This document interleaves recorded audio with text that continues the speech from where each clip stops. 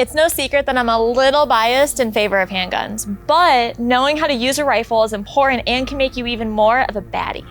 This week, I'm gonna take some notes with you because we have a guest here to help me scratch the surface on rifles, and I mean just scratch the surface.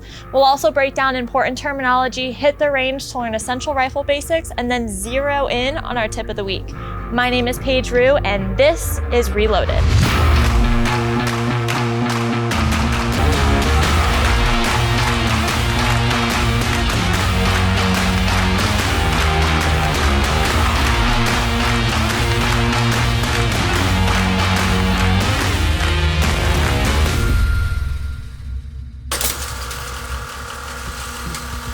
There are so many different types of rifles, and it can get confusing if you're new to the topic. But what's fun and also intimidating about the gun industry is that there are so many pathways that you can go down, like competition, recreational shooting, self-defense, hunting, clay shooting.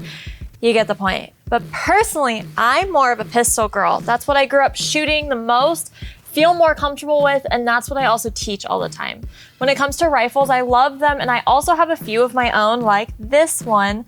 And I know the basic fundamentals, but I've always wanted to learn more, which is why we have Bryce here from Shooters World. He's actually one of their 2 product buyers for all 3 of their locations in Phoenix, Arizona. And he's been an instructor for over 7 years, including the carbine, like the basic carbine classes, right? Yep, correct. Awesome. So Bryce is gonna walk us through some questions that you should ask at the gun counter instead of just walking up and saying, I want a rifle, because that covers a lot of different things. So Bryce, thank you so much for hanging out with us. Of course, thank you for having me. I'm so excited. It's gonna be super fun, and although I instruct full time, I definitely need to take some notes. So real quick, my number one question is, what is or defines a rifle? Like, what is that? That's a very vague question. A rifle in itself is going to be something that has a longer barrel and some sort of stock that you can brace into your torso to make it a little bit easier to shoot. Coming into those, you're gonna have a few different categories. Bolt action, usually used for hunting or precision. Pump action rifles, those are usually like carnival guns, smaller calibers or BB guns. Usually you see those at the fair. Yeah. And then you're gonna have your semi-automatic rifles. And we talked about this in a previous episode, but semi-automatic, remember, every time that you pull the trigger, it fires one shot. So what I wanna focus on a little bit more today is carbine, because your basic carbine classes, that's the title of the class that you teach all the time at Shooters World. Yes. And then also I've seen a lot of training groups across the country say, or have title their classes as carbine. So we've talked about rifle, now what is a carbine? A carbine in itself is going to be something that's a little bit lighter weight, so it's easier to carry on your body, in a backpack, in your vehicle, easier for the whole entire family to shoot between your spouse or your children. And the firearm itself is generally going to weigh between 4 to 7-ish pounds, depending on how many accessories you put on there. It's gonna be generally an intermediate cartridge. So up here on the table, we have a 9mm, a 223, and a 308. Intermediate cartridge is gonna be in that 223 or 5.56 realm. And there's a bunch of other calibers as well that can be used in a carbine. And then usually a carbine is gonna be very ergonomic. It's going to be like a Lego kit, basically. There's so many different accessories between different front ends of the rifle that you can change out between the handguards and different types of vert grips or angle grips in the front, different pistol grips, different types of stocks in the back to go ahead and make that firearm truly fit you. So I love accessories. Oh, me too. I like all the glamour, especially the beautiful colors on this one. Right. Then usually the carbine platform is gonna be something that's gonna be magazine fed. So like right here, we have a 30-round mag, a 20-round mag, and then we even have a 60-round drum mag. And these things, there's companies out there making 150-round drum mag. So you can go anywhere from 5 rounds to 150 rounds in one of these firearms. Okay, cool. And then how does the AR-15 fall into this? Like, what category does that fall into? Because I feel like we hear about the AR-15 more often as a rifle. So what category does that fall under? It's definitely going to be a carbine due to the fact that they're super lightweight. They're super interchangeable on parts. So you can buy almost any part off the wall and it's going to fit in any of the AR-15 platforms out there for the most part. There's some guns that are out there that are proprietary, but that's why the AR-15 is so popular, is because it's so modular and user-friendly. And you can use it for basically There's so many different purposes. Right? Between hunting, recreation shooting, putting holes in paper, home defense platforms, you want to shoot some competition, it kills all birds with one stone for the most part. I want to focus on AR-15s because I feel like you can use them like you just said for different purposes. So let's go through a couple different rifles, their purposes and features, and then what accessories that we can go over. Perfect, let's do it. Awesome. All right, so let's start with this one. I feel like this is very basic. Tell us about this. This is actually the Smith & Wesson M&P Sport Series, which for the last few years has been the #1 selling AR-15 across the nation. It's a very basic rifle to go ahead and get you started. 16-inch barrel, which is most common out of the AR-15 platform. It comes with nothing super fancy or special on the gun, all basic, cheap furniture on the firearm, but it helps you grab the gun to go shoot. Does come with a flip-up rear sight, which is really nice. It's made by Magpul, has a fixed front sight on there. Very, very basic rifle. It does have a very strong core and a very good heart on the gun, so it's going to last you more rounds than you're going to be able to put through it yourself. It's great to go ahead and start with a family. If you're looking to go ahead and learn how to shoot a carbine, it's a great way to go ahead and start. This is I feel like this is a really popular gun and a super good just starting point. So let's build on from there. Perfect, sounds good. Okay, so this one's really fun. What's this? So this is a setup a little bit more for hunting. As you can see, it's painted in a beautiful brown color, so that way it blends in everywhere. But this rifle is featured with a magnified optic, which is going to help you see a little bit farther, to reach a little bit farther of a distance for when you're doing small game hunting. And then also a bipod towards the front as well to help get stabilized on like a rock. Stabilization. Yeah, exactly. Awesome. To get so a little more bit more for small game. This is what barrel length? This is a 20-inch barrel with a muzzle brake, a little bit higher end of a stock to go ahead and get a little bit more comfort on the rifle. Awesome. So let's move on to home defense. Perfect. Okay, so I feel like this is going to be the most popular one. This is home defense. I feel like a lot of people go to the gun store looking for like a home defense rifle. Give us the deets. So this particular firearm does have a 10.5-inch barrel, so it is actually federally regulated. I did have to pay a little bit of extra tax on it to the government to go ahead and obtain this. Federally regulated under what barrel length? So under we had 16 inch. Yep, anything under 16 inch with a butt stock on it is going to be considered a short-barreled rifle. This gun does have a light on it because most bad things happen at night, and I want to be able to identify what's going on. Does have a red dot optic on it as well, which makes it a little bit quicker to go ahead and get down your sights. This one does fold up as well, so I do have a collapsible folding so it makes it shorter. Yep, so that way I can fold it for in like a bag or something like that, so it can travel in the vehicle with me. So I think the biggest thing to focus on for a home defense gun is optic and light, especially just for the home, and then federally regulated barrel length and suppressor. Just figure out what state you're in to make sure that you're within the law on that. Fun. Let's do the last one. Okay, so this one looks a lot like the hunting rifle. So what's the purpose of this? Okay, so this is a little bit shorter barrel. This is a 16-inch versus the 20-inch. This one has a different muzzle brake on it. This is actually used to help reduce the recoil of the firearm, so that way the gun shoots a lot more flat. And then this, it's super easy to shoot. It's kind of like shooting a 22 with the way this rifle's set up right now. Then it does have an upgraded trigger as well. It's a 3.5-pound CMC trigger that we can go ahead and get on target super quick, and it helps those follow-up shots be a little bit faster. And then this one also has an extended charging handle as well for when you're doing reloads or if the gun malfunctions, it's a little bit easier to go ahead and hit. So competition, how to just be an operator. Yep, how to go ahead and just slay targets super fast. Super fast. Awesome. Okay. Awesome. Love it. That was just a warm-up for what we're gonna learn today. All the fun hands-on stuff is coming right up. So don't move because more Reloaded is coming your way.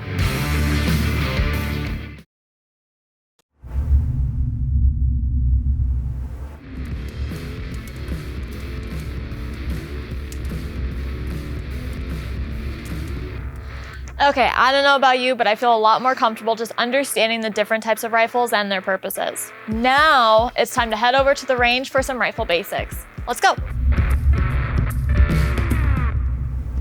Whew. Okay, so we're on the range at Shooter's World, and then Bryce is gonna run us through some fundamentals, basic fundamentals on shooting an AR.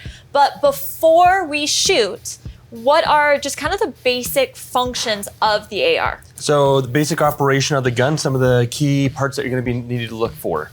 On the rifle in itself is going to be a button right here. It's called your magazine release. That button, you just push in with your index finger, is going to go ahead and release that magazine for you. What should be done first when you first pick up the firearm, because you want to make sure there's no magazine in there. And then also you want to go ahead and check the chamber to make sure you're not dealing with a loaded gun. So, rule number one, guys, right? Assume all firearms are always loaded. On the back side of the receiver section here, you have your charging handle. So if you go ahead and grab that with your opposite hand, index finger, you're going to go ahead and pull back, and that will open up your ejection port there for you take a quick look inside, and you can see that your gun is clear. Let go. That's going to come forward and close the chamber for you. That way we can just visually see that the gun's perfect. unloaded. And if there is a round in the chamber, when you pull that back, how do we know it's empty? It's going to pop out of there. So when you actually pull back, if you don't see anything pop out, then it probably means there's nothing in there, but you're always going to look inside the chamber there just in case. Chamber. But generally, if there's a cartridge already in there, it's going to come flying out of that firearm. The same thing as a handgun. There's chamber, there's a little hole where the round goes into. That'll hop out. Yep. Perfect. Is there anything else that we need to know before we shoot? Yes. Coming over to the opposite side of the gun, you have 2 more controls. Your bolt catch and release, which is going to be about where your magazine release is on the other side, just opposite, kind of mirrors there. Kind of looks like a little ping pong paddle for you. The top portion, if you go ahead and push that button in, it's going to release your bolt when it's locked open to the rear. If you go ahead and hold down on the bottom portion there while operating your charging handle, it's going to come back, lock, and keep your chamber locked open for you already. Okay, and it'll keep this open. Yep, so when does this open, or like when do we want that open? The gun itself is going to lock itself open on an empty magazine, which we'll talk a little bit about here in a second as well. When the gun goes dry, it stays locked open for you. It's just an easy identifier. Hey, I got to reload my firearm. It makes it super user-friendly for you. Other than that, you can go ahead and lock it open for when you are checking to make sure your gun is clear. So when you first pull it out of the safe, just out of your range bag, and that way, even if you're here at the range, you can go ahead and set this down on the bench with the chamber side up with it locked to the rear. So that way, when you walk back up, or your buddy walks back up, or your family member walks back up, they can identify the gun's already unloaded. The next important control, probably the most important control on the firearm itself, is going to be your safety selector. You want this pointed forward. That is going to be safe. When you are ready to fire, when you have visually looked down your sights and you are aimed on target, you can take your thumb, manipulate that down. When it's pointed straight up, it's going to be on that fire position, ready to go. Awesome. So let's load magazines. And then, because I want to shoot right now. So how do we load magazines? So the magazine in itself, if you look at the top portion, you have a backed off section that has these 2 little lips that kind of come up over the top. Then you have a wide open section. You're going to go ahead and take a bullet, your cartridge, with the pointy end facing towards the big open end of the magazine. You're going to put it on top and push it straight down. Yep, just like that. And you're just going to keep stacking them as many rounds as you want. This is different from handguns, because handguns you have to push down up front and then slide it in. Go down and back. This you can just go on top. Yep, there's enough space in here and there's a little bit of flexion in the magazine in itself that when you push that round through, it's going to kind of separate just a tad bit to go ahead and pop that round in for you. And then when you're done loading the magazine, whether you put 2, 3, 4, 5, 30, however many you put in there, it's always a good idea to take your magazine, tap it on your hand, just to make sure all those rounds sit back towards the back of the magazine. Just helps the gun feed a little bit easier. Yay! Okay, let's finish magazines, and then we are gonna get ready to shoot, stance, grip, lining up our sights, and then fire some stuff. Heck yeah. All right, so we have loaded mags. Now let's go through some stance. Yes, let's go ahead and start from the bottom going up. Okay. So coming in to facing your target, you're gonna want your feet, first off, your toes pointed out just a little bit, so that way you have a little bit of room in the hips to go ahead and move towards different target transitions, whether you're shooting competition or slaying some zombies or something along those lines. So starting there, you're gonna have your support foot a little bit farther forward, your back or your strong foot a little bit farther back. That way you're slightly staggered, and that's gonna go ahead and give you a good base into the ground. It's gonna start your foundation, but it's also gonna keep you agile. You don't want your feet completely spread apart or in some weird squatting position, because you want to especially in tucks. Yep, especially on some floor like this, you want to be able to stay agile. So feet position, perfect there. What we're gonna go ahead and do is we're gonna grab the firearm. So take your dominant hand, you're gonna go ahead and grab the grip of the gun, finger off the trigger just like always. That's your number 1 safety. 3 fingers come around. We're gonna go ahead and just start off by taking the gun and pointing the muzzle up, and you're gonna take this and tuck it into your arm, into your elbow right there. Okay, perfect. So this is just a good position to go ahead and hold the firearm. It's gonna be a little bit more comfortable. It's gonna help disperse some of that weight, bring it closer to your body, and make it easier to hold the gun for a long period of time. Okay. So coming into the grip of the firearm with your support hand, you wanna go ahead and get as much leverage on the gun as possible with that support hand, because that's what's gonna control all of your recoil control for you, and that's what's gonna help you get back on target a little bit quicker. Okay. So let's go ahead and take your support hand. We're gonna go ahead and cup it around your grip. Yep, just like so, and then your thumb's gonna kind of come over that position there just to give you a little bit of extra pressure on the top of the gun. So I always see people grab the vertical grip like this. Perfect, now put the stock in your shoulder, let's see what that does. So grabbing the vert grip like this, it's gonna cause that gun to move quite a bit. So there's no stability in the top portion of the gun because you're grabbing at the lower portion. So let's go ahead and take that hand, we're gonna cup it. There we go. And that way you can get a better... then pull it in. Yep, you're gonna take that hand and you're gonna pull that into your shoulder nice and tight. Okay. You're gonna want your elbows pretty neutral. Sometimes that we see at the range, we see people with the chicken wings going on, or they see their elbows super tucked and it's just very uncomfortable, it's not efficient. Try to keep your body in as much of a comfortable position as possible. So let's go ahead and get that gun back up. pull this gun into your shoulder. Okay, so one thing that you want to focus on with your stance as well is keeping a straight line from your shoulders, coming through your hips, coming down into your feet, into that back foot. That way you have a nice straight line coming through your torso, leaning into that firearm. It's going to give you better control of the recoil. It's going to give you better target acquisition, and it's also going to keep you in more of a aggressive, controllable position of your body. More Yep, just like any athlete, if you see them, they're always leaning forward a little bit, and that keeps them better center of gravity and able to move a little bit quicker. And then just push. Yep, so either your jawline or your cheekbone, somewhere in this portion of the stock, that way you can go ahead and get a nice little perch on there. Some people prefer cheek, some people prefer jaw. It just depends on what your optic height's gonna be. Go ahead and grab your magazine. You're gonna want your pointy end of those rounds pointed forward. You're gonna go ahead and take that magazine, insert that nice and aggressively into the mag well. Maybe give it a nice little stug to make sure that's not gonna pop out on you. Cool. Perfect. From there, we're gonna go ahead and take our support hand index finger. We're gonna grab that charging handle. We're gonna go ahead and yank that all the way back until it stops, and then let go like a slingshot. Yep, just like that. Now the gun is hot and loaded. Okay. That's why you always make sure that that safety's on, finger off the trigger. As long as you continuously maintain those, you're never gonna have an accident with this firearm. Okay. Go ahead and grab the gun with your support hand. Let's go ahead and get that stance that we just talked about. So go ahead and bring the gun out. You're gonna bring it back into your shoulder. Aim down your sight. When you're ready, we're gonna go ahead and take that safety selector off, and we're gonna go ahead and fire your first round. All right, we'll be right back with the tip of the week on Reloaded.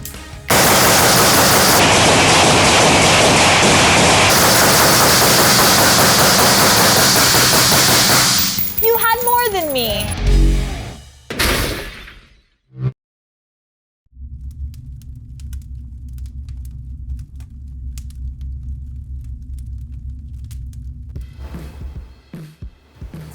Okay, I'm excited for this tip because it's so needed. I feel like the common question is, how do you zero your optic? And for the record, optics don't just come zero. Nope.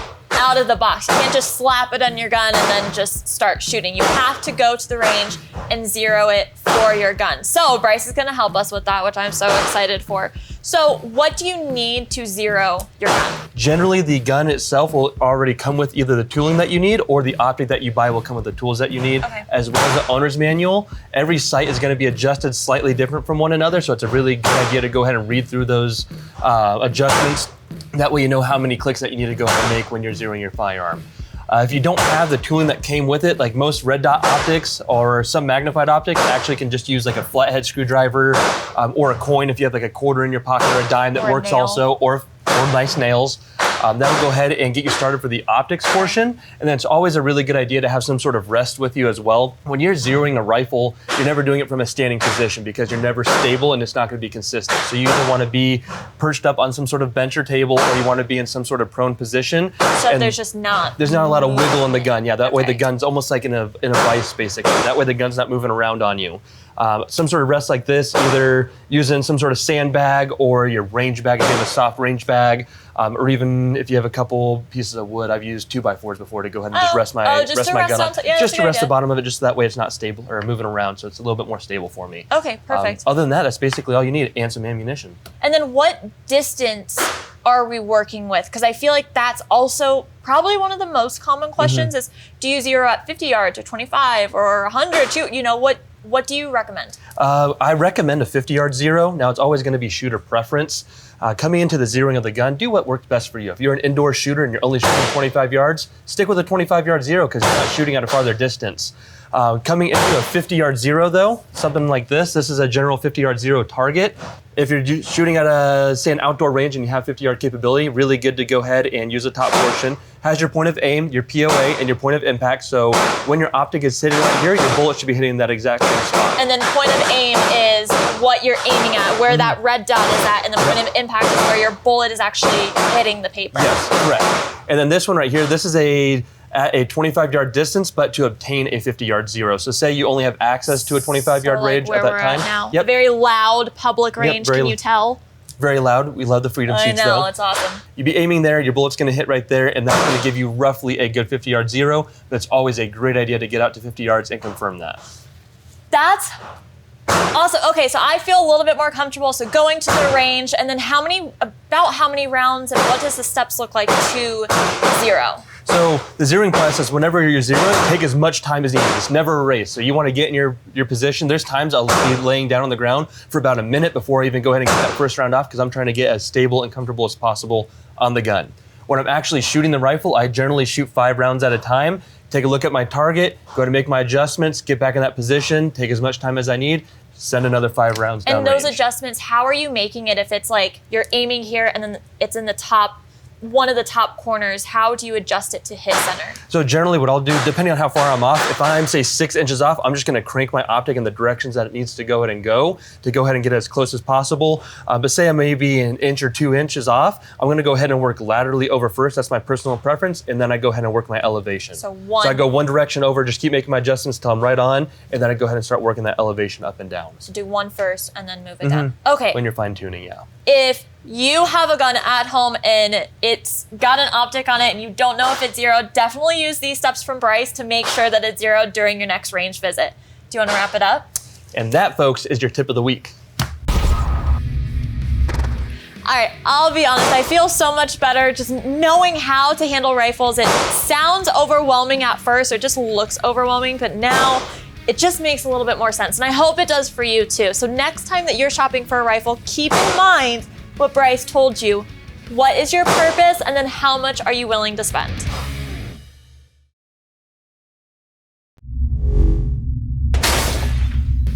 Come hang out with me next week for a very special episode because I'm gonna have one of my training mentors on to run us through some drills, and I don't want you to miss it.